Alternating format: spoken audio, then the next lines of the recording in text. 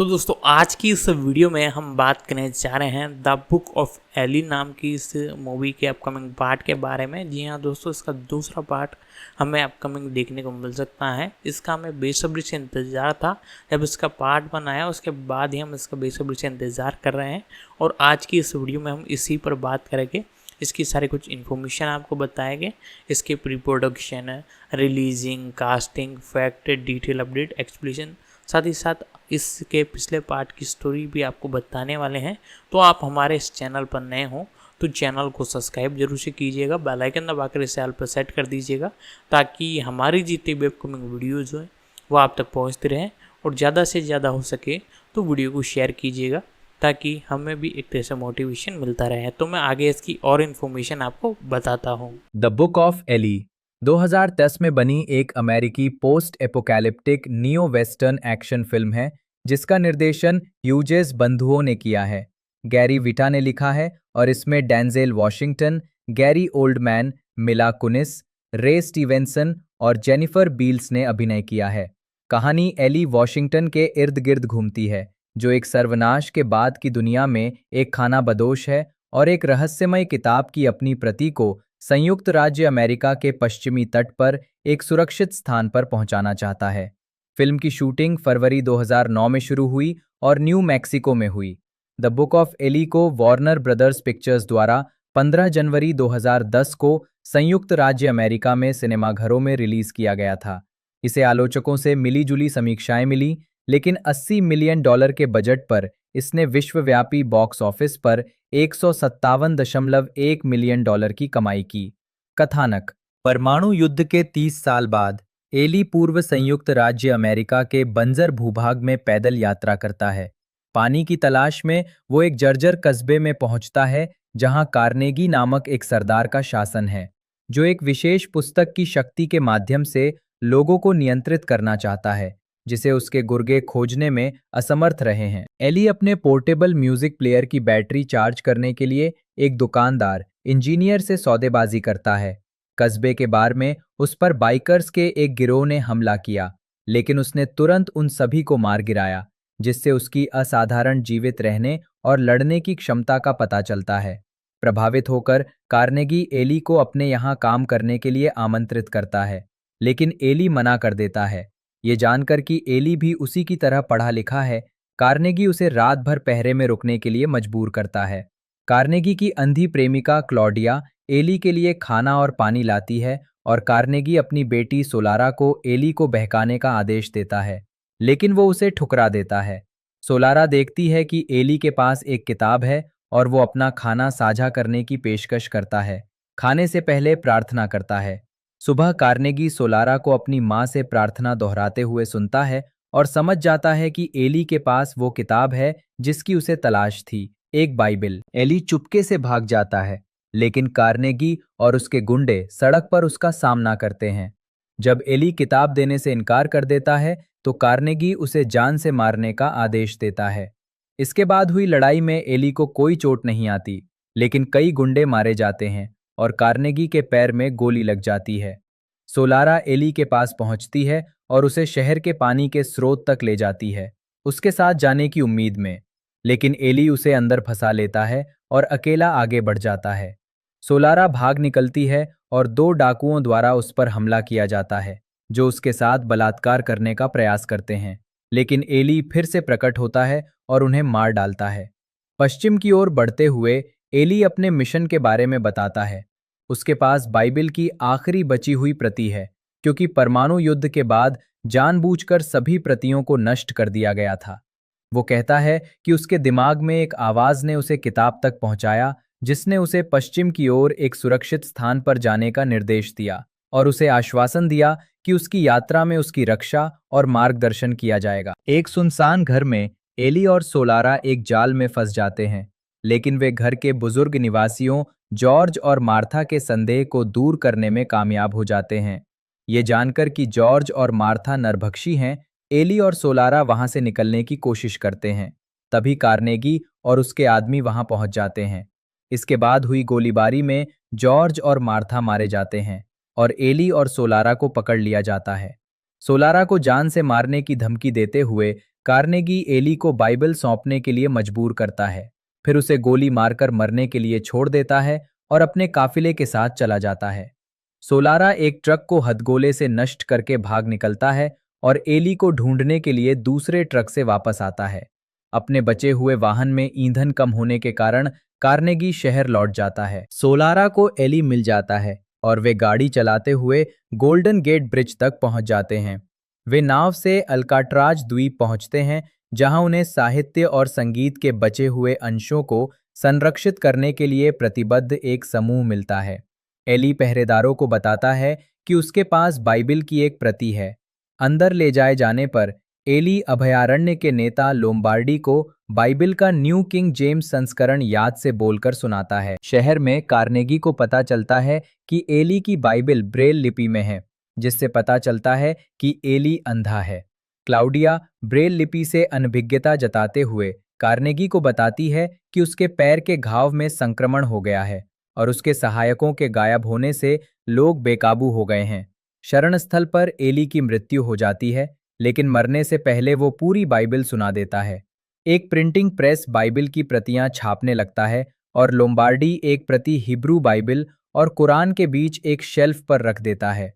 Alcatraz में शरण की पेशकश किए जाने पर सोलारा घर लौटने का विकल्प चुनती है। वो एली की माचेटी और अन्य सामान उठा लेती है, संभवतः कार्नेगी को मारने की इच्छा से। ढालना डेंजेल वॉशिंगटन एली के रूप में, गैरी ओल्डमैन बिल कार्नेगी के रूप में मिला। कुनिस सोलारा के रूप में रे स्टीवेंसन ने रेडरिच की भूमिका निभाई। जेनिफर बील्स क्लाउडिया के रूप में, इवान जोन्स मार्ट्स के रूप में, जो पिंग्यू हॉइट के रूप में मार्था के रूप में, फ्रांसिस डे लाटूर जॉर्ज के रूप में, माइकल गैम्बन इंजीनियर के रूप में, टॉम वेट्स, क्रिस ब्राउनिंग अपहरणकर्ता के रूप में, मैल्कम मैकडॉवेल ने लोम्बार्डी की भूमिका निभाई। उत्पादन मई 2007 में वार्नर ब्रदर्स पिक्चर्स ने गैरी वीटा की पटकथा पर आधारित film the book of Eli के निर्देशन के लिए ह्यूजेस बंधुओं को अनुबंधित किया। इसके बाद एंथनी पेखम ने पटकथा को फिर से लिखा और सितंबर 2008 में डेंजेल वॉशिंगटन ने एली की भूमिका के लिए अनुबंध किया। अगले अक्टूबर में गैरी ओल्डमैन को वॉशिंगटन के साथ मुख्य भूमिका निभाने के लिए चुना गया। फिल्म की मुख्य शूटिंग फरवरी 2009 में शुरू हुई और न्यू मैक्सिको में हुई। एल्कॉन एंटरटेनमेंट ने फिल्म को वित्त पोषित किया और सिल्वर पिक्चर्स के साथ सह निर्माण किया। जेफ इमाडा ने जटिल लड़ाई के दृश्यों की कोरियोग्राफी की, जिसमें फिलिपिनो मार्शल आर्ट अर्नीस को दिखाया गया है। वॉशिंगटन ने अपनी भूमिका के लिए डैन इनोसेंटो और इमाडा के साथ महीनों तक प्रशिक्षण लिया। मुक्त करना द बुक ऑफ एली 15 जनवरी 2010 को वार्नर ब्रदर्स पिक्चर्स द्वारा संयुक्त राज्य अमेरिका में सिनेमाघरों में रिलीज हुई थी। अंतर्राष्ट्रीय बिक्री का प्रबंधन समिट एंटरटेनमेंट द्वारा किया गया था, जबकि सोनी पिक्चर्स रिलीजिंग इंटरनेशनल ने बड़ी संख्या में अंतर्राष्ट्रीय क्षेत्रों में वितरण किया था। ये फिल्म 15 जून 2010 को वार्नर होम वीडियो द्वारा संयुक्त राज्य अमेरिका में होम मीडिया, डीवीडी और ब्लू रे डिस्क पर रिलीज की गई थी। स्वागत बॉक्स ऑफिस। ये फिल्म 15 जनवरी 2010 को उत्तरी अमेरिका में 3111 सिनेमाघरों में रिलीज हुई। इसने अपने पहले दिन $11,672,970 की कमाई की। प्रति सिनेमाघर औसत 3,752 रहा। अपने शुरुआती 4 दिवसीय अवकाश सप्ताहांत के अंत तक इसने 38,437,553 की कमाई की। प्रति सिनेमाघर औसत 12,355 रहा। ये अवतार के बाद दूसरे नंबर पर रही। अपने दूसरे सप्ताहांत में ये लेगियन से पीछे होकर तीसरे स्थान पर रही और 15,732,493 की कमाई की। प्रति सिनेमाघर औसत 5,057 रहा। अपने तीसरे सप्ताहांत में ये 5वें नंबर पर आ गई और 8,908,286 की कमाई की। प्रति सिनेमाघर औसत $2,897 रहा।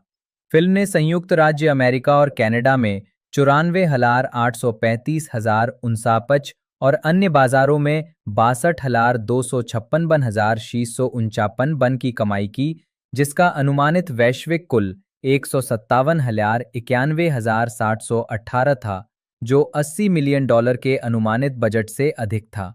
आलोचनात्मक प्रतिक्रिया। समीक्षा संकलन वेबसाइट रॉटन टोमेटोज के अनुसार 207 समीक्षकों में से 46% ने फिल्म की सकारात्मक समीक्षा की है और औसत रेटिंग 5.50/10 है।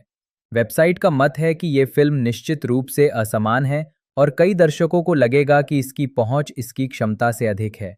लेकिन द बुक ऑफ एली में ह्यूजेस बंधुओं ने उस तरह की पोस्ट एपोकैलिप्टिक बंजर भूमि वाली फिल्मों में कुछ नया और स्टाइलिश मनोरंजन डाला है, जिन्हें दर्शक हाल ही में काफी देख चुके हैं।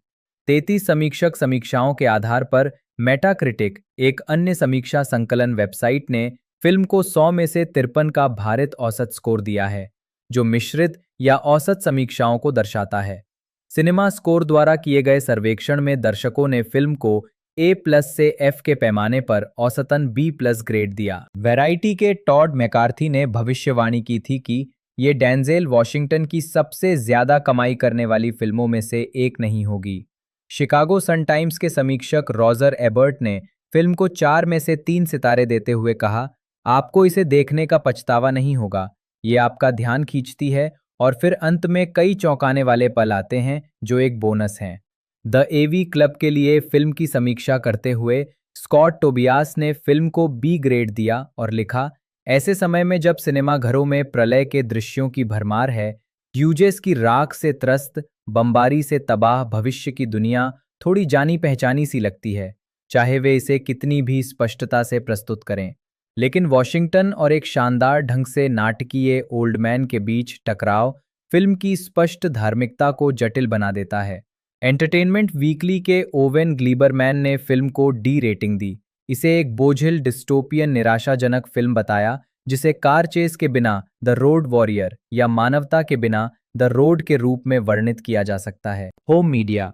ये फिल्म 31 मई 2010 को यूके में और 15 जून 2010 को संयुक्त राज्य अमेरिका और कनाडा में DVD और ब्लू रे डिस्क पर रिलीज हुई थी। DVD ने अपने पहले सप्ताह में तीनों राष्ट्रीय होम वीडियो मार्केट चार्ट पर शीर्ष स्थान प्राप्त किया। इसने होम मीडिया मैगजीन के rental chart, Nielsen video scan blu ray chart और Nielsen video scan first alert sales chart पर नंबर 1 पर शुरुआत की, जहां इसने बिक्री में अपने निकटतम प्रतिद्वंदी को 3 से 1 के अंतर से पीछे छोड़ दिया। टेलीविजन श्रृंखला जनवरी 2024 में ये घोषणा की गई कि एक प्रीक्वल टेलीविजन श्रृंखला का निर्माण चल रहा है। विटा द्वारा निर्मित और लिखित, जो कार्यकारी निर्माता के रूप में कार्य करने वाले थे, ये श्रृंखला फिल्म से दशकों पहले की पृष्ठभूमि पर आधारित होगी और एक बार फिर मुख्य किरदार के इर्द गिर्द केंद्रित होगी। जॉन बोयेगा मुख्य भूमिका में होंगे और वे और ह्यूजेस बंधुओं के साथ कार्यकारी निर्माता भी होंगे। एल्कॉन टेलीविजन एंटरटेनमेंट इस श्रृंखला को विभिन्न नेटवर्कों को बेच रहा था। एल्बर्ट ह्यूज और एलन ह्यूज, जन्म 1 अप्रैल 1972, जिन्हें पेशेवर रूप से ह्यूज ब्रदर्स के नाम से जाना जाता है, अमेरिकी जुड़वा भाई फिल्म निर्माता हैं। वे menace to society 1993, dead presidents 1995, from hell 2001 और द बुक ऑफ एली 2010 जैसी फिल्मों के लिए जाने जाते हैं। उन्होंने 1993 और 2001 के बीच अधिकांश फिल्मों में एक साथ काम किया। एल्बर्ट के 2004 में प्राग चले जाने के बाद से वे मुख्य रूप से अलग अलग काम कर रहे हैं और द बुक ऑफ एली एकमात्र ऐसी फिल्म है जिसका निर्देशन उन्होंने उनके जाने के बाद एक साथ किया है। प्रारंभिक जीवन। एल्बर्ट और एलन ह्यूजेस का जन्म 1 अप्रैल 1972 को डेट्रॉइट में हुआ था। वे अर्मेनियाई अमेरिकी मां आइडा और अफ्रीकी अमेरिकी पिता एल्बर्ट ह्यूजेस के जुड़वां बेटे थे। आइडा का परिवार तेहरान से ईरानी अर्मेनियाई था। एल्बर्ट अपने भाई से 9 मिनट बड़े हैं। हालांकि वे शुरू में खुद को गैर समान जुड़वा मानते थे, लेकिन अब उन्हें संदेह है कि वे समान जुड़वा हो सकते हैं, भले ही उन्होंने DNA परीक्षण न कराया हो। जब वे 2 साल के थे तब उनके माता पिता का तलाक हो गया था। 9 साल की उम्र में दोनों भाई अपनी मां के साथ क्लेयरमॉन्ट कैलिफोर्निया चले गए, जहां उनकी मां ने अकेले ही उनका पालन पोषण किया, साथ ही अपनी पढ़ाई का खर्च भी उठाया और अपना खुद का व्यावसायिक केंद्र शुरू किया। फिल्म निर्माता बनने की अपने बेटों की महत्वाकांक्षाओं का समर्थन करते हुए उन्होंने 12 साल की उम्र में उन्हें एक वीडियो कैमरा दिया। वे अपना खाली समय लघु फिल्में बनाने में बिताते थे और जब एक शिक्षक ने उन्हें एक असाइनमेंट के लिए कैसे करें फिल्म बनाने का सुझाव दिया, तो उन्होंने लघु फिल्म चो टू बी अ बर्लर बनाई। आजीविका। एलॉन और गायक स्टीवी एलेक्जेंडर का 18 साल की उम्र में एक बेटा हुआ, जिसके चलते जुड़वा भाइयों ने हाई स्कूल छोड़ दिया और संगीत वीडियो पर काम करना शुरू कर दिया। जल्द ही उन्होंने टोन लोक और टुपैक शकूर जैसे कलाकारों के लिए निर्देशन किया। उनकी पहली फीचर फिल्म 1993 की menace to society Cannes film festival में प्रीमियर हुई। ये फिल्म लॉस एंजलिस के एक युवा अश्वेत व्यक्ति पर केंद्रित थी, जो गिरोह के जीवन से बाहर निकलना चाहता था। जब वे 20 साल के थे, तब ये फिल्म $3.5 मिलियन के बजट पर बनी थी। टाइगर विलियम्स ने पटकथा लिखी और भाइयों के साथ कहानी का श्रेय साझा किया। ये फिल्म समीक्षकों और बॉक्स ऑफिस दोनों पर सफल रही और इसे सर्वश्रेष्ठ प्रथम फीचर के लिए इंडिपेंडेंट स्पिरिट अवार्ड के लिए नामांकित किया गया। संगीत वीडियो निर्देशन में अपने पिछले अनुभव के कारण वे जेरी और डेविड जकर के बाद पहले भाई बहन की जोड़ी बन गए, जिन्हें डायरेक्टर्स गिल्ड ऑफ अमेरिका द्वारा निर्देशक के रूप में सहश्रेय लेने की छूट दी गई थी। उनकी दूसरी फिल्म 1995 में डेड प्रेसिडेंट्स थी। ये फिल्म वियतनाम युद्ध में सेवा देने वाले एक युवा अश्वेत व्यक्ति और उसके लौटने पर समाज के साथ उसके व्यवहार पर आधारित थी। अपनी पहली फीचर फिल्म की तरह, जिसमें लॉरेंस टेट ने भी अभिनय किया था, ये फिल्म नस्लीय तनाव से भरे वियतनाम युद्ध के दौर में युद्ध के दिग्गजों पर केंद्रित थी। न्यूयॉर्क क्रिटिक्स फिल्म फेस्टिवल में रिलीज हुई ये फिल्म उनकी पहली फिल्म जितनी कमाई करने में असफल रही। डेड प्रेसिडेंट्स के बाद उन्होंने अमेरिकन पिंप बनाई, जो भूमिगत दलाली संस्कृति और महिलाओं के शोषण पर आधारित एक फीचर लेंथ डॉक्यूमेंट्री थी। इसका प्रीमियर 1999 के सनडांस फिल्म फेस्टिवल में हुआ था। उन्होंने मूल रूप से आइसबर्ग स्लिम के उपन्यास पिंप का रूपांतरण करने का इरादा किया था, लेकिन किसी और ने इसके अधिकार हासिल कर लिए। भाइयों ने कहा है कि फिल्म का दृष्टिकोण आंशिक रूप से उनकी मां द्वारा पाले पोसे जाने से प्रभावित था, जो एक नारीवादी और समलैंगिक महिला हैं। परियोजनाओं के बीच उन्होंने कई बंदूक विरोधी जनसेवा संदेशों की शूटिंग की। अपने पिछले काम से हटकर ह्यूजेस बंधुओं ने 2001 में बनी फिल्म फ्रॉम हेल का सह-निर्देशन किया, जो एलन मूर के इसी नाम के ग्राफिक उपन्यास पर आधारित थी और विक्टोरियन इंग्लैंड में जैक द रिपर हत्याकांड के बारे में थी। इसमें जॉनी डेप और हेथर ग्राहम ने अभिनय किया था। कुछ आलोचकों द्वारा अत्यधिक हिंसक और खूनी माने जाने के कारण फिल्म को MPAA द्वारा NC-17 रेटिंग से बचने के लिए संपादित करना पड़ा। फिल्म के मुख्य अभिनेता के अनुसार फिल्म के निर्देशन को लेकर जुड़वा भाइयों के बीच कभी-कभी मतभेद होते थे। उदाहरण के लिए दिखाई गई हिंसा की मात्रा दोनों के बीच विवाद का विषय थी। एक भाई का मानना था कि क्रूरता को दिखाया जाना चाहिए, जबकि दूसरे का मानना था कि अप्रत्यक्ष हिंसा ही पर्याप्त होगी। 2001 की फिल्म फ्रॉम हेल के बाद उनकी एकमात्र फिल्म एक साथ post apocalyptic drama book of Eli थी, जो जनवरी 2010 में रिलीज हुई थी। 2006 में भाइयों को सीरियल किलर रिचर्ड कुकलिंस्की पर आधारित फिल्म द आइसमैन के निर्देशन के लिए चुना गया था, लेकिन अंततः इसका निर्देशन एरियल व्रोमेन ने किया और ये 2012 में रिलीज हुई। उन्हें क्लासिक टीवी सीरीज कुंग-फू के फिल्म संस्करण का निर्देशन करने के लिए भी चुना गया था। 2010 में ये घोषणा की गई थी कि भाइयों को 1988 के मंगा अकीरा के लाइव एक्शन रूपांतरण का निर्देशन करने के लिए चुना गया था, लेकिन उन्होंने 2011 में परियोजना छोड़ दी। जब भाई सहयोग करते हैं तो एलन आमतौर पर अभिनेताओं के साथ काम करते हैं, जबकि एल्बर्ट उनकी फिल्मों के तकनीकी पहलुओं को संभालते हैं, जो लॉस एंजलिस सिटी कॉलेज के फिल्म स्कूल में अध्ययन के उनके अनुभव से उपजा है। एकल परियोजनाएं। एलन ने टीवी श्रृंखला टचिंग ईविल के अमेरिकी संस्करण के कुछ एपिसोड का निर्देशन किया, जिसके लिए उनके भाई एक कार्यकारी निर्माता थे। साथ ही 2005 की television feature film knights of the South Bronx का भी निर्देशन किया। 2009 में एलन ने ड्रेया डे मैटेओ और ब्रैडली कूपर अभिनीत न्यूयॉर्क आई लव यू के एक खंड का निर्देशन किया। एलन ह्यूजेस ने 2013 की फिल्म ब्रोकन सिटी का निर्देशन किया, जो मार्क वाहलबर्ग और रसेल क्रो अभिनीत एक क्राइम थ्रिलर है। उन्होंने संगीत निर्माता जिमी आयोविन और डॉक्टर ड्रे के बारे में 2017 की 4 भाग वाली HBO documentary mini series the defiant ones का निर्देशन किया। एल्बर्ट 2005 में ये घोषणा की गई थी कि एल्बर्ट आर्ट कॉन नामक एक फीचर फिल्म का निर्देशन करेंगे। हालांकि इसके विकास के बारे में आगे कोई खबर नहीं दी गई थी। दिसंबर 2012 में एल्बर्ट ह्यूजेस ने घोषणा की कि वो क्राइसिस 3 गेम इंजन का उपयोग करके एक ऑनलाइन वीडियो श्रृंखला का निर्माण करेंगे, जिसे द 7 वंडर्स ऑफ क्राइसिस 3 कहा जाता है।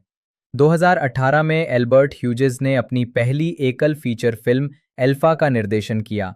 फिल्म की पटकथा डैनियल सेबेस्टियन वीडेनहॉफ्ट ने ह्यूजेस द्वारा लिखित एक कहानी पर आधारित होकर लिखी थी और समीक्षा संकलन वेबसाइट रॉटन टोमेटोज पर इसे 79% की स्वीकृति रेटिंग मिली है। निजी जीवन अपनी फिल्मों के साथ साथ अपने बेबाक अंदाज के लिए भी मशहूर ये भाई अक्सर झगड़ों में उलझ जाते थे। 1994 में उन्होंने रैपर तुपाक शकूर को अदालत में घसीटा जब उसने एक संगीत वीडियो की शूटिंग के दौरान उन पर हमला किया था।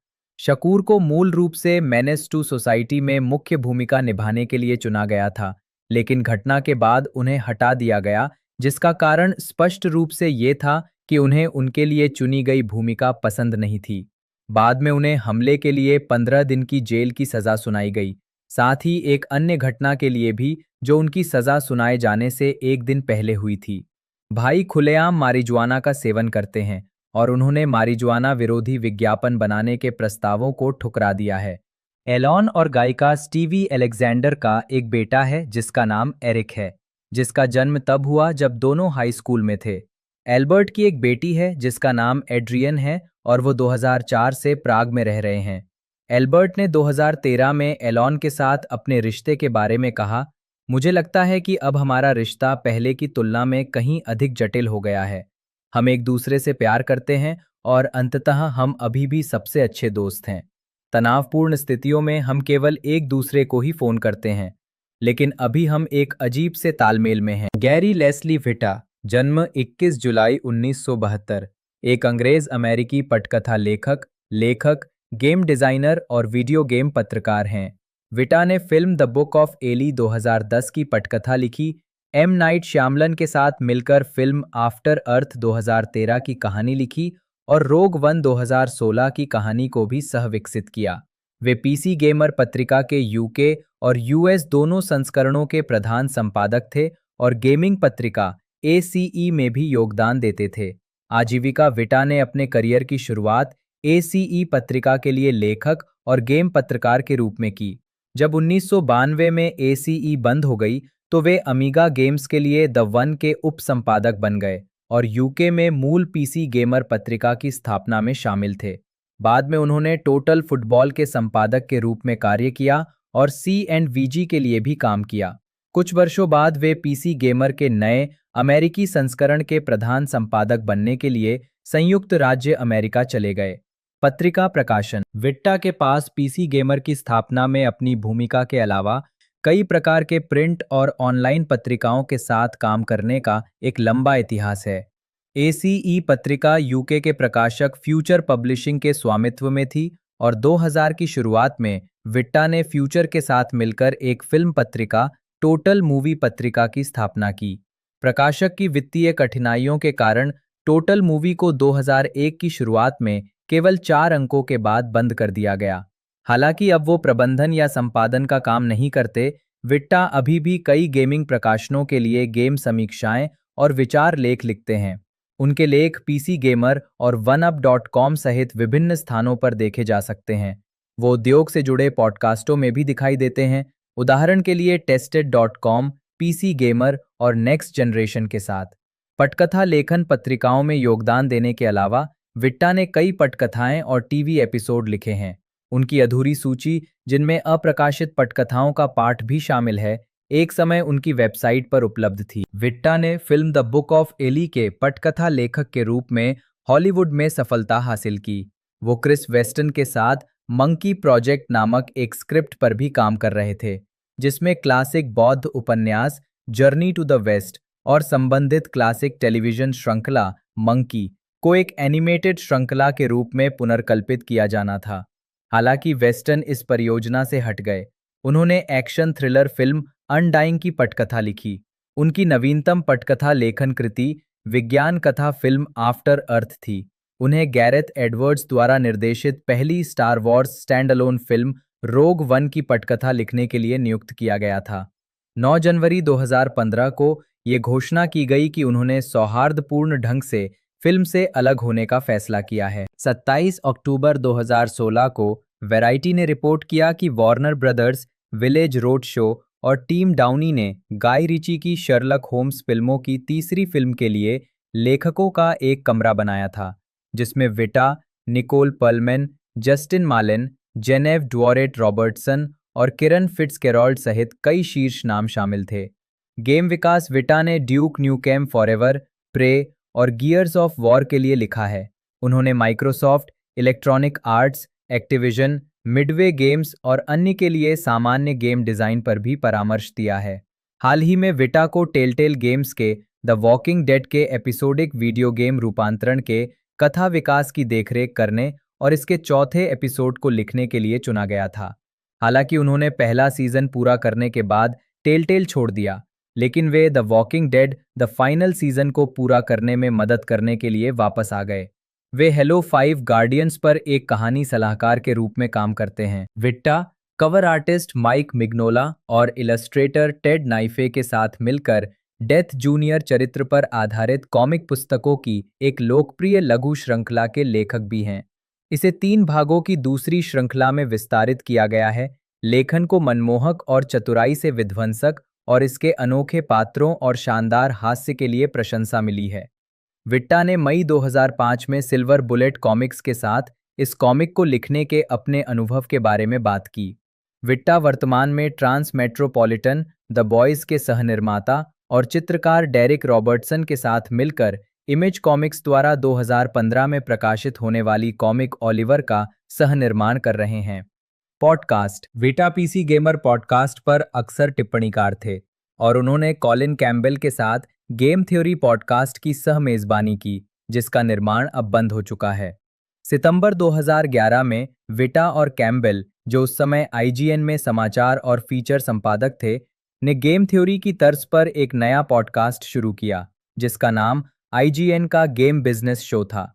उन्होंने नेक्स्ट जेन पॉडकास्ट पर भी टिप्पणी की, जब तक कि पॉडकास्ट रद्द नहीं हो गया। विस्की मीडिया को CBS इंटरैक्टिव और बर्मन ब्राउन को 2 सौदों में बेचे जाने से पहले वो this is only a test के साप्ताहिक सह-मेजबान और behind the screen door, giant bombcast और कॉमिक वाइन पॉडकास्ट में कभी-कभार अतिथि के रूप में दिखाई देते थे।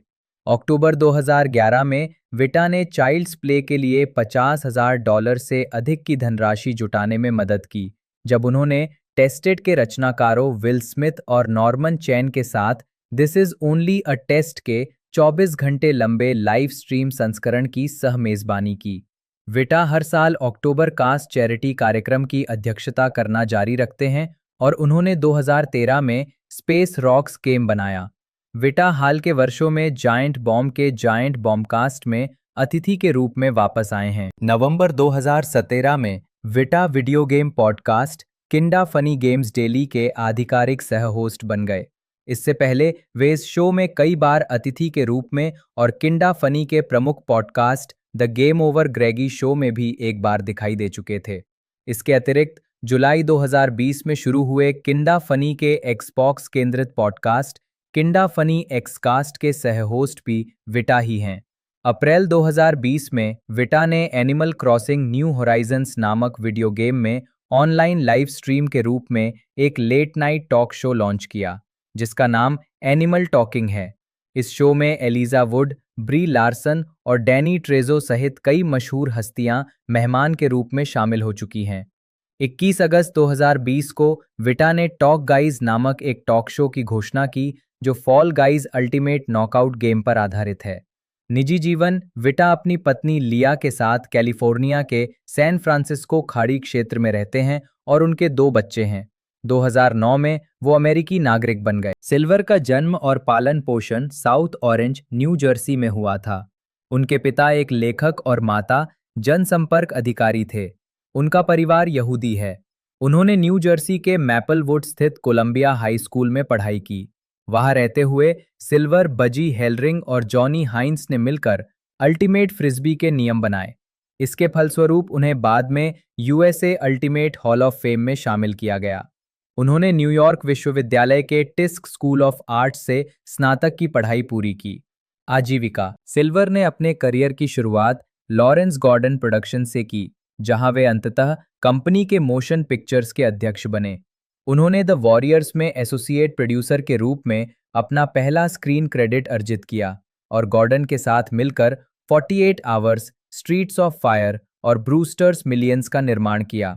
1985 में उन्होंने सिल्वर पिक्चर्स की स्थापना की और Commando 1985, Lethal Weapon franchise, Die Hard series की पहली 2 फिल्में, साथ ही प्रेडेटर सीरीज की पहली 2 फिल्में और द मैट्रिक्स फ्रेंचाइजी जैसी सफल एक्शन फिल्मों का निर्माण किया। Film who framed Roger rabbit की शुरुआत में silver animated short film something is cooking के निर्देशक राउल के रूप में स्क्रीन पर दिखाई देते हैं।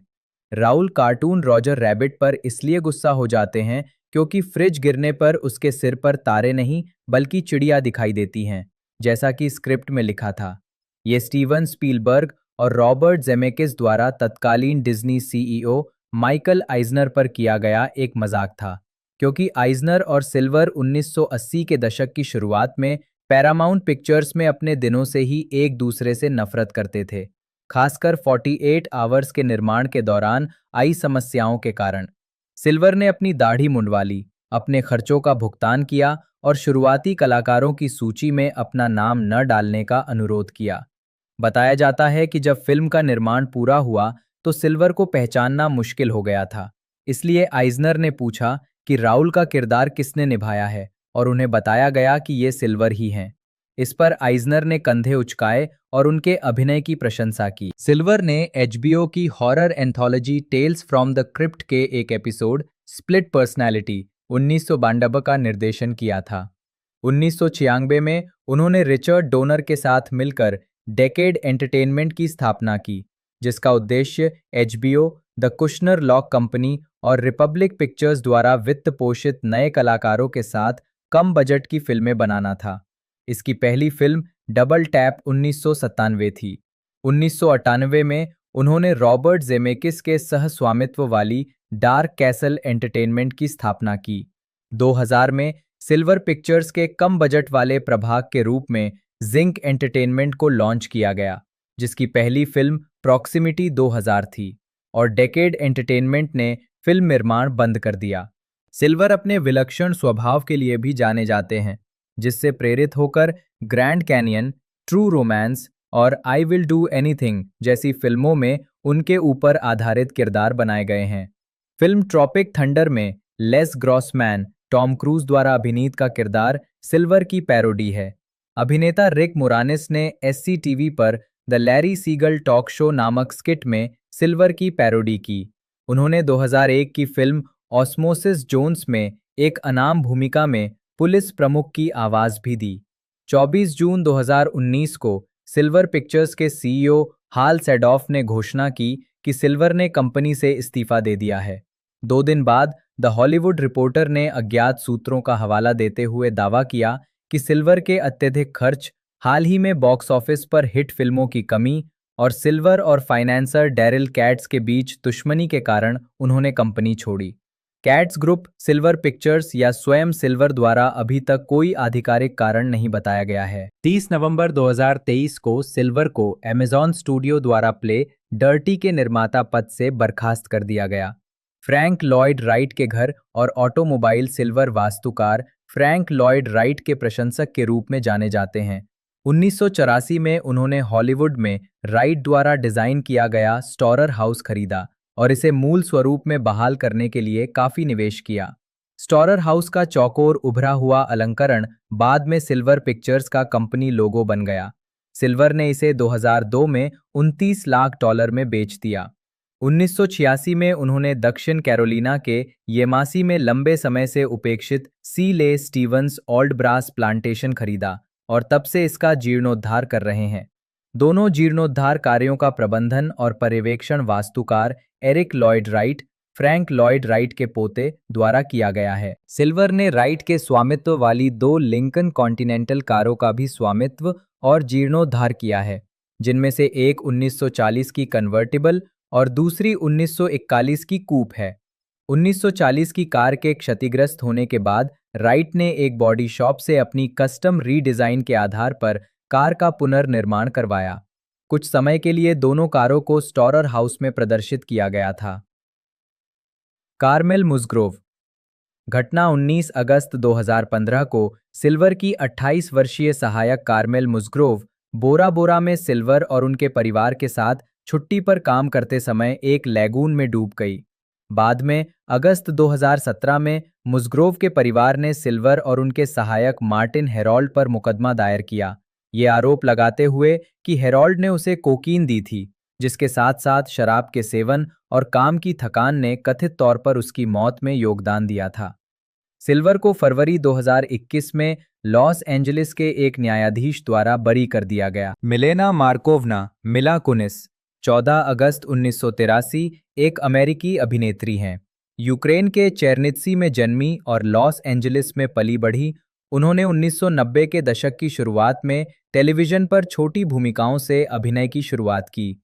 उन्होंने 1998 से 2006 तक दैट 70 शो में जैकी बर्खाट की भूमिका निभाई और 1999 से फैमिली गाय में मैग ग्रिफिन को अपनी आवाज दी है।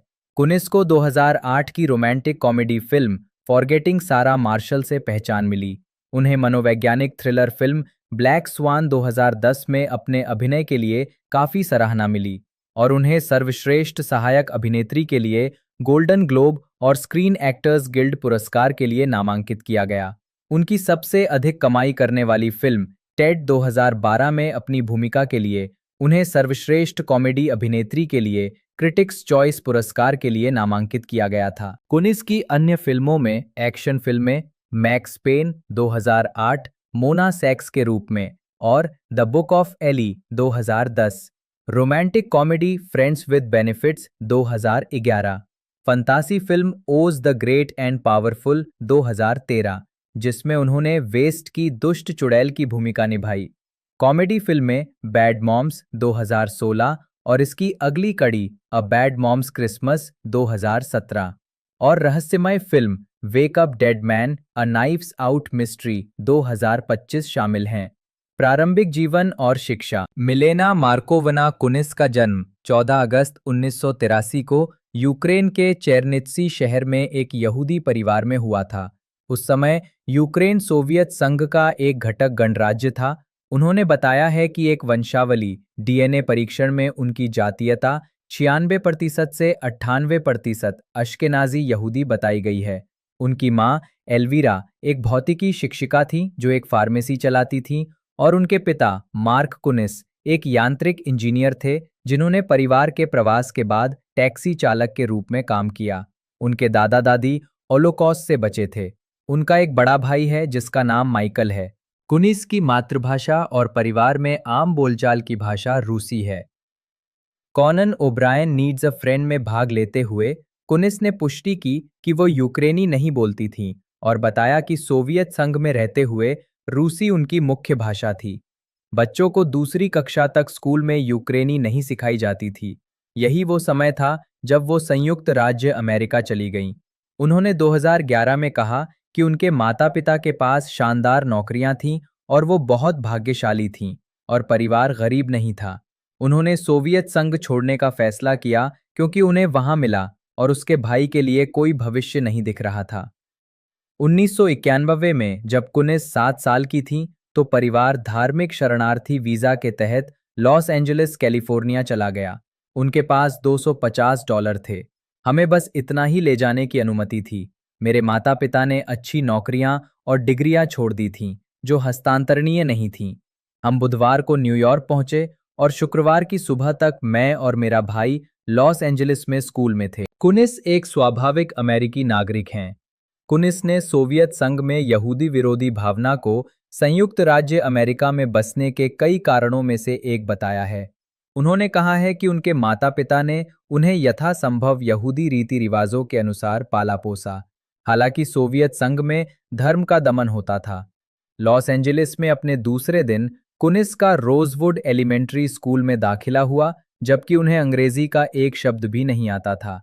बाद में उन्होंने याद करते हुए कहा, मैंने दूसरी कक्षा को पूरी तरह से भुला दिया है। मुझे उसकी कोई याद नहीं है। मैं हमेशा अपनी माँ और दादी से इसके बारे में बात करती हूँ। ऐसा इसलिए था क्योंकि मैं हर दिन रोती थी। मैं संस्कृति को नहीं समझती थी। मैं लोगों को नहीं समझती थी। मैं भाषा को नहीं समझती थी। कॉलेज में प्रवेश के लिए लिखे गए मेरे निबंध का पहला वाक्य कुछ इस तरह था।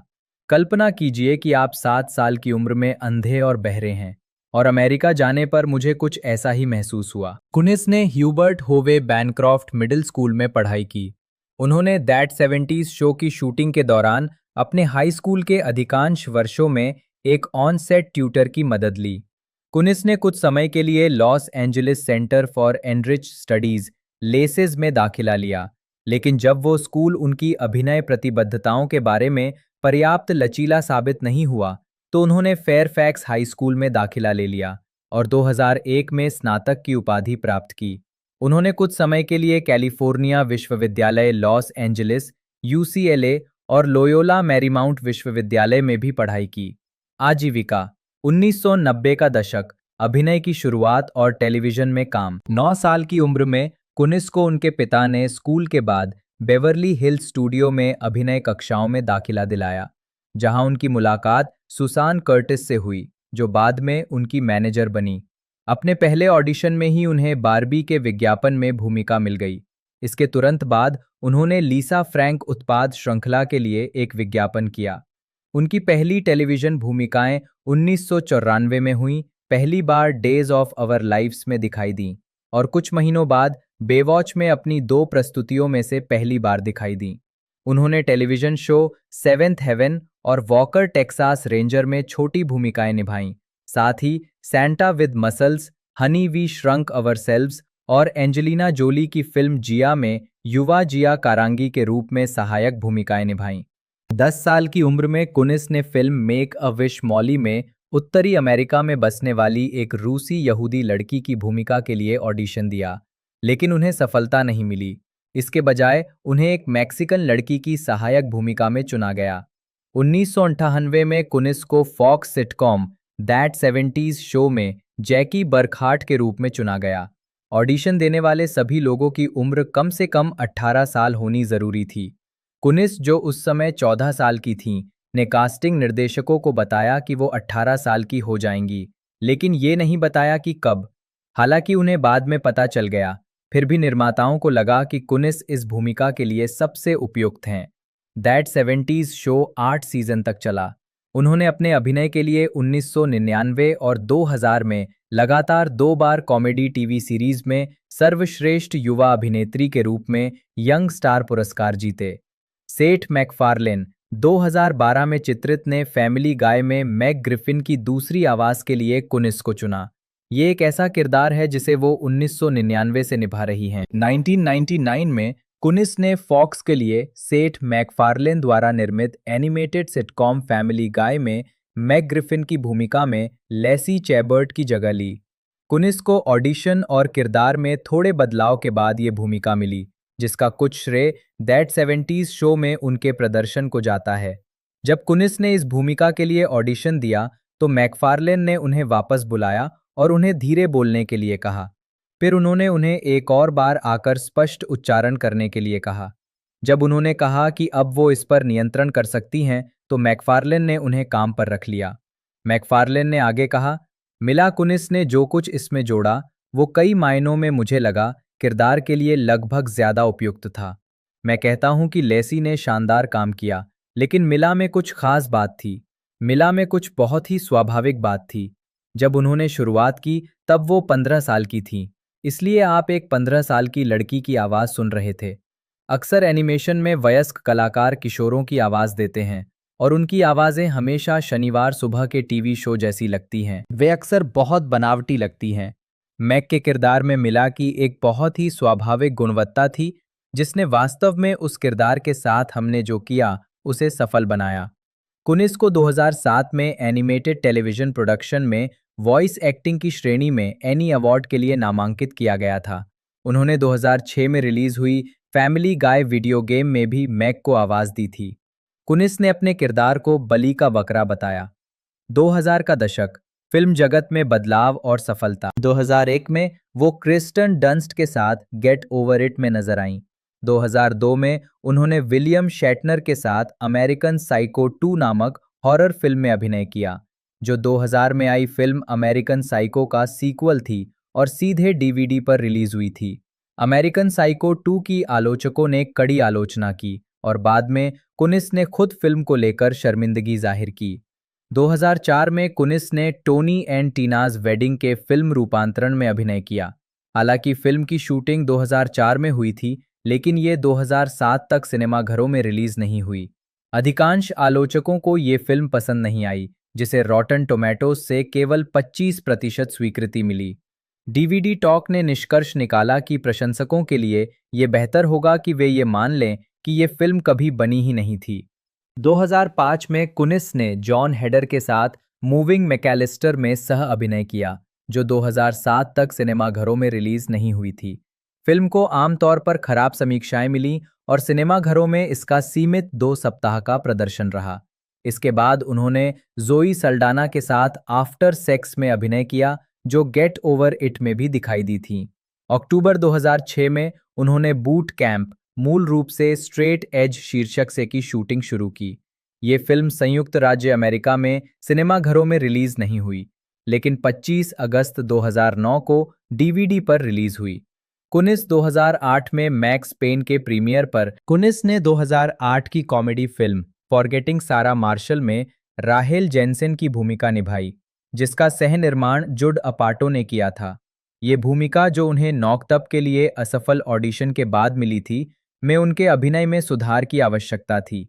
फिल्म को सकारात्मक समीक्षाएं मिली और ये व्यावसायिक रूप से सफल रही, जिसने दुनिया भर में $105 मिलियन की कमाई की। कुनिस के अभिनय की खूब सराहना हुई। द वॉल स्ट्रीट जर्नल के जो मॉर्गनस्टर्न ने उनकी ताज़ा सुंदरता और केंद्रित ऊर्जा की प्रशंसा की, जबकि जेम्स बेरार्डिनेली ने लिखा कि वो अपने अभिनय में निपुण हैं और कॉमिक टाइमिंग की अवधारणा को समझती हैं। उन्हें टीन चॉइस अवार्ड के लिए नामांकित किया गया था। एक साक्षात्कार में कुनिस ने अपाटो को दैट 70s शो से अपने करियर को आगे बढ़ाने में मदद करने का श्रेय दिया। 2008 में कुनिस ने एक्शन फिल्म मैक्स पेन में मार्क वाहलबर्ग के साथ मोना सैक्स नामक एक हत्यारे का किरदार निभाया, जो इसी नाम के वीडियो गेम पर आधारित थी।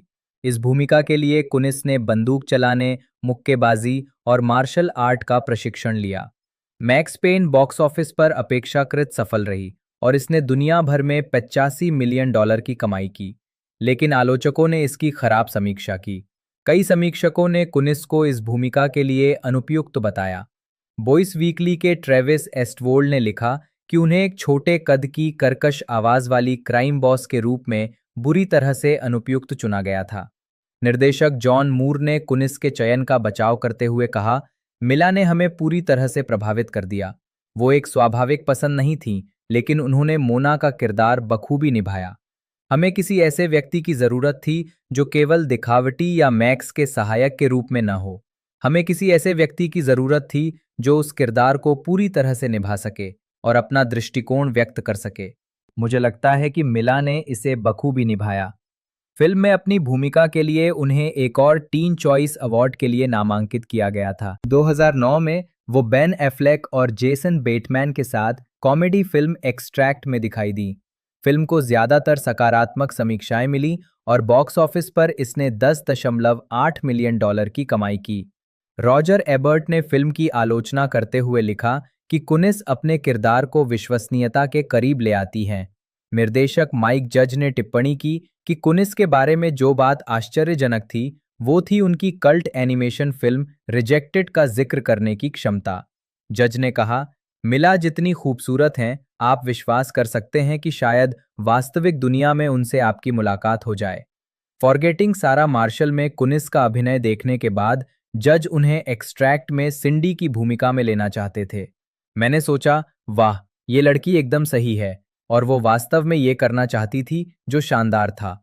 कुनिस ने खुद कहा कि मैं ऑफिस स्पेस के माइक जज की बहुत बड़ी प्रशंसक हूं, इसलिए मैंने सोचा, ठीक है, ये बहुत आसान फैसला है। मैंने उनसे कहा कि मैं इस प्रोडक्शन में शामिल होने के लिए कुछ भी करूंगी, जैसे शिल्प सेवा या अभिनय। 2010 का दशक, प्रशंसा और हास्य भूमिकाएं। 2010 में उन्होंने action film the book of Eli में डेंजेल वॉशिंगटन के साथ अभिनय किया। हालांकि फिल्म को मिली-जुली समीक्षाएं मिली, इसने बॉक्स ऑफिस पर अच्छा प्रदर्शन किया और दुनिया भर में $157 मिलियन से अधिक की कमाई की। फिल्म समीक्षक रिचर्ड रोपर ने कुनिस के अभिनय की प्रशंसा करते हुए इसे विशेष रूप से सशक्त कृति बताया। बॉक्स ऑफिस पत्रिका के पीट हेमंड सहित कई अन्य समीक्षाएं भी उतनी ही सकारात्मक थीं, जिन्होंने लिखा कि वह मुख्य महिला भूमिका के लिए आदर्श रूप से उपयुक्त हैं। जिन समीक्षकों को फिल्म पसंद नहीं आई, उन्होंने भी उनके अभिनय की प्रशंसा की, जैसे जेम्स बेरार्डिनेली, जिन्होंने लिखा कि भूमिका की मांगें उनकी क्षमता के भीतर साबित हुईं, जो शायद आश्चर्यजनक है क्योंकि अब तक उन्हें हल्की-फुल्की भूमिकाओं तक ही सीमित रखा गया था। और स्टार ट्रिब्यून के कॉलिन कोवर्ट, जिन्होंने लिखा कि उन्होंने अपने किरदार में एक चिंगारी पैदा की और दृढ़ संकल्प का भाव लाया, एक स्वतंत्र महिला चरित्र का विकास किया जिसे हमेशा बचाने की जरूरत नहीं होती। अन्य आलोचकों जैसे यूएसए टुडे की क्लाउडिया पुइग ने महसूस किया कि उन्हें गलत भूमिका में लिया गया था, ये टिप्पणी करते हुए कि वो ऐसी लग रही थीं जैसे किसी रे बैन विज्ञापन से आई हों। कुनिस को उनके अभिनय के लिए एक और टीन चॉइस अवार्ड नामांकन मिला। कुनिस को 2010 की कॉमेडी फिल्म डेट नाइट में भी एक छोटी भूमिका में लिया गया था, जिसमें टीना फे और स्टीव कैरल ने अभिनय किया था। उनके अभिनय के लिए उन्हें कई सकारात्मक समीक्षाएं मिलीं। शिकागो ट्रिब्यून के माइकल फिलिप्स ने निष्कर्ष निकाला कि जेम्स फ्रैंको के साथ उनके प्रदर्शन ने फिल्म को बचाने में मदद की और इसे एक नई जान दी। 2010 में BFI लंदन फिल्म फेस्टिवल में ब्लैक स्वान का प्रचार करते हुए कुनिस बैले डांसर के रूप में उनके प्रदर्शन को कई प्रशंसाएं मिलीं। कुनिस को 2010 की फिल्म ब्लैक स्वान के लिए कई पुरस्कारों के लिए नामांकित किया गया था, जिसमें उनका पहला गोल्डन ग्लोब पुरस्कार भी शामिल था। उन्होंने मुख्य किरदार नताली पोर्टमैन द्वारा अभिनीत की प्रतिद्वंदी बैले डांसर की भूमिका निभाई। निर्देशक डैरेन एरोनोफ्स्की ने कुनिस को फिल्म फॉरगेटिंग सारा मार्शल में उनके प्रदर्शन और सह कलाकार और करीबी दोस्त नताली पोर्टमैन की सिफारिश पर इस फिल्म में कास्ट किया था। उन्होंने एक प्रशिक्षण कार्यक्रम का पालन किया जिसमें कार्डियोवास्कुलर व्यायाम, प्रतिदिन 1200 कैलोरी का आहार। फिल्म की शूटिंग समाप्त होने के बाद उनका वजन 20 पाउंड कम हो गया था, जो बाद में फिर से बढ़ गया, और सप्ताह में 7 दिन प्रतिदिन 4 घंटे बैले कक्षाएं शामिल थीं। इस कठिन निर्माण के दौरान उन्हें लिगामेंट फटने और कंधे के डिसलोकेशन सहित कई चोटें आईं। ब्लैक स्वान को आलोचकों से व्यापक प्रशंसा मिली और इसे सर्वश्रेष्ठ फिल्म सहित 5 अकादमी पुरस्कारों के लिए नामांकित किया गया। फिल्म ने संयुक्त राज्य अमेरिका और कनाडा में $106.9 मिलियन से अधिक की कमाई की, जबकि दुनिया भर में $329 मिलियन से अधिक की कमाई की। कुनिस के अभिनय की समीक्षाएं सकारात्मक थीं। द हॉलीवुड रिपोर्टर के किर्क हनीकट ने कहा, कुनिस पोर्टमैन का एक आदर्श विकल्प हैं, उतनी ही फुर्तीली और रहस्यमयी, लेकिन पोर्टमैन के डर के बजाय आत्मविश्वास से भरी एक मुस्कान। इन कंटेंशन के गायलॉज ने भी कुनिस की प्रशंसा करते हुए कहा, ये शांत भारी आवाज वाली कुनिस ही हैं जो यहाँ सरप्राइज पैकेज हैं। बुद्धिमानी से अपनी सह कलाकार को इस तरह देखती और प्रतिबिंबित करती हैं कि हम नीना की तरह ही उनकी सरलता को लेकर अनिश्चित हैं। कुनिस के अभिनय ने उन्हें 67वें वेनिस अंतर्राष्ट्रीय फिल्म समारोह में सर्वश्रेष्ठ युवा अभिनेता या अभिनेत्री के लिए मार्सेलो मास्ट्रोयानी पुरस्कार दिलाया और उन्हें सर्वश्रेष्ठ सहायक अभिनेत्री के लिए गोल्डन ग्लोब पुरस्कार और स्क्रीन एक्टर्स गिल्ड पुरस्कार नामांकन प्राप्त हुए। 37वें वार्षिक सैटर्न पुरस्कार समारोह में उन्हें उनके अभिनय के लिए सर्वश्रेष्ठ सहायक अभिनेत्री का पुरस्कार भी मिला। कुनिस को 2011 की romantic comedy film friends with benefits में जस्टिन टिम्बरलेक के साथ कास्ट किया गया था। निर्देशक विल ग्लक ने कहा कि उन्होंने कुनिस और टिम्बरलेक को ध्यान में रखकर कहानी लिखी थी। फ्रेंड्स विद बेनिफिट्स ने बॉक्स ऑफिस पर सफलता हासिल की और दुनिया भर में $149 मिलियन से अधिक की कमाई की। फिल्म को ज्यादातर सकारात्मक समीक्षाएं मिली, जिसमें आलोचकों ने कुनिस और टिम्बरलेक के बीच की केमिस्ट्री की प्रशंसा की। द न्यूयॉर्क टाइम्स की मनोला डार्गिस ने लिखा कि सुश्री कुनिस तेजी से ये साबित कर रही हैं कि वो मुख्य धारा की रोमांटिक कॉमेडी के लिए एक अनमोल तोहफा हैं और उनकी ऊर्जा इतनी स्फूर्तिदायक और व्यापक है और उनकी उपस्थिति इतनी जीवंत है कि वो स्क्रीन को भर देती हैं। कुनिस 2012 में सैन डिएगो कॉमिक कॉन में 2012 में कुनिस ने मार्क वाहलबर्ग के साथ टेड में सह अभिनय किया, जो अब तक उनकी सबसे व्यावसायिक रूप से सफल फिल्म है। इस फिल्म का निर्देशन और सह-लेखन फैमिली गाय के निर्माता सेथ मैकफार्लेन ने किया था। कुनिस ने वाहलबर्ग के किरदार की प्रेमिका की भूमिका निभाई। जब मैकफार्लेन ने पहली बार इस प्रोजेक्ट की कल्पना की थी, तो उन्हें लगा था कि कुनिस इस भूमिका के लिए बहुत छोटी हैं। हालांकि फिल्म कई वर्षों तक विकास के दौर में रही और जब अंततः इसका निर्माण शुरू करने का समय आया, तो उन्होंने उन्हें ही कास्ट किया। टेड को आलोचकों से आमतौर पर सकारात्मक समीक्षाएं मिली और ये व्यावसायिक रूप से सफल रही, जिसने दुनिया भर में $539 मिलियन की कमाई की। हिटफिक्स के ड्रू मैकविनी ने लिखा कि कुनिस एक ऐसी भूमिका में कुछ सुंदर सूक्ष्मता लाती हैं जो आसानी से केवल दबाव डालने वाली प्रेमिका हो सकती थी। 2013 में कुनिस ने वॉल्ट डिज्नी पिक्चर्स की prequel film Oz the great and powerful में जेम्स फ्रैंको के साथ 3 चुड़ैलों में सबसे छोटी थियोडोरा की भूमिका निभाई। उन्होंने फिल्म में अपना अभिनय 1939 की फिल्म में वेस्ट की मूल दुष्ट चुड़ैल मार्गरेट हैमिल्टन को समर्पित किया। फिल्म और कुनिस के अभिनय को आलोचकों से मिली-जुली समीक्षाएं मिली। एम्पायर मैगजीन की किम न्यूमैन ने लिखा कि कुनिस अस्थिर चुड़ैल थियोडोरा के रूप में सम्मान जीतती हैं, जिसका दिल टूटना इस 3D तमाशे में एक और अप्रत्याशित गहराई लाता है। इसके विपरीत द हॉलीवुड रिपोर्टर के टॉड मैकार्थी ने कुनिस के अभिनय को अनिश्चित पाया, क्योंकि उनका किरदार अधर में लटका हुआ प्रतीत होता था। ऑज द ग्रेट एंड पावरफुल व्यावसायिक रूप से सफल रही और इसने दुनिया भर में $493 मिलियन से अधिक की कमाई की। बात कर ले इसके पिछले पार्ट के बारे में, तो हमें वो 15 फरवरी 2010 में देखने को मिला था और बजट उसका लगभग 60 से 70 मिलियन के बीच में था, जिसके अंदर इस मूवी ने पार्ट 1 ने जो कलेक्शन दिया वो 150 मिलियन प्लस का था, जो कि मूवी को एक तरह से सुपर डुपर हिट बनाता है।